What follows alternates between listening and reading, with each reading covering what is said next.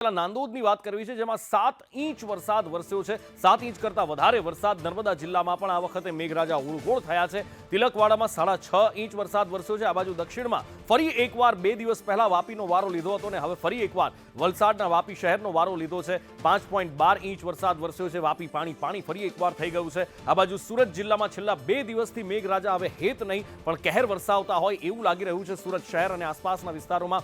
આ બાજુ બારડોલીમાં 6.88 ઇંચ વરસાદ વરસ્યો છે। તાપી જિલ્લામાં પણ ધોધમાર વરસાદ વરસ્યો। વ્યારામાં 4.33 ઇંચ, સોરગઢમાં 4.13 ઇંચ વરસાદ, નર્મદાના ગરુડેશ્વરમાં 4 ઇંચ વરસાદ વરસ્યો છે। ડેડિયાપાડામાં 3.66 ઇંચ, આ બાજુ વલસાડના પારડીમાં 3.5 ઇંચ વરસાદ, ઉમરપાડામાં 3.43 ઇંચ વરસાદ, નર્મદાના નેત્રંગમાં ભરૂચના નેત્રંગમાં 3.31 ઇંચ વરસાદ વરસ્યો છે। બપોરે 12 વાગ્યા સુધીમાં 69 તાલુકાઓમાં વરસાદ વરસ્યો છે અને મોટા ભાગના તાલુકાઓમાં અનરાધાર વરસાદ વરસ્યો છે।